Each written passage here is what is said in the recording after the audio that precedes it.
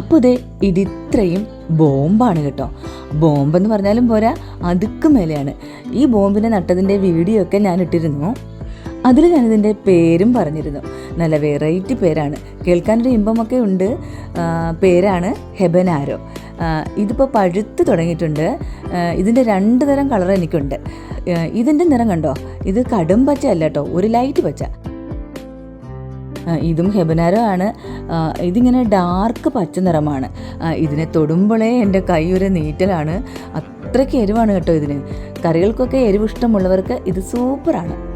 ഇതിന് മണമൊന്നുമില്ല. കറികളിൽ ഞാൻ ഇട്ടപ്പോൾ ഒരു പ്രത്യേക ടേസ്റ്റ് തോന്നി. പിന്നെ ദേ ഇതിൻ്റെ ഇല കണ്ടോ, താഴ്ഭാഗം നല്ല വലിപ്പത്തിലുള്ള ഇലകളാണ് കേട്ടോ ഉണ്ടാകുന്നത്. ഞാനിത് താഴോട്ടുള്ള ഇലകളൊക്കെ ഇതിൽ നിന്ന് റിമൂവ് ചെയ്ത് കൊടുത്തിട്ടുണ്ട്. ചട്ടിയിൽ ഇങ്ങനെ ഇത് പിടിച്ച് നിൽക്കുന്നത് കണ്ടിട്ട് പലരും എന്നോട് വിത്ത് ചോദിച്ചിട്ടുണ്ട്. ഞാനിതിൻ്റെ തൈകൾ നമ്മുടെ കേരാപ്പിറ്റിൽ നിന്നാണ് കേട്ടോ വാങ്ങിയത്. എനിക്കിതിഷ്ടപ്പെട്ടു. ഇവിടെ അമ്മയ്ക്ക് കറിക്ക് നല്ല എരിവ് വേണ്ടുന്ന കൂട്ടത്തിലാണ്. അപ്പോൾ ഞാനിതിൽ നിന്ന് വിളഞ്ഞത് നോക്കി എടുത്തിട്ടുണ്ട്.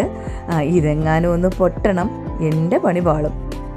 ചുവന്നത് 2 എണ്ണം വിത്തിനാണേ. അപ്പോൾ ഞാനിതൊന്ന് കട്ട് ചെയ്ത് കാണിക്കാമേ. ദേ ഇവരാണ് വെള്ളക്കാന്താരി. തോരനൊക്കെ ഞാൻ ഇവരെയാണ് കേട്ടോ എടുക്കുന്നത്. ഇതിന് എരിവ് തന്നെ കുറവാണ്. ഇത് ഒറിജിനൽ കാന്താരി, ഗുണമുള്ളവൻ ഇവൻ തന്നെ. പിന്നെ ദേ ഇത് വയലറ്റ് മുളക്. ഇത് പഴുക്കുമ്പോൾ ഇങ്ങനെയാകും കേട്ടോ ഉണ്ടാവുക. ഇത് നിറയെ പിടിക്കുന്ന ഇനമാണ്. അപ്പോൾ ഇത്രയുമാണ് ഇന്നത്തെ ഞങ്ങളുടെ മുളക് വിശേഷങ്ങൾ. അപ്പോൾ അടുത്ത വീഡിയോയിൽ വീണ്ടും കാണാം.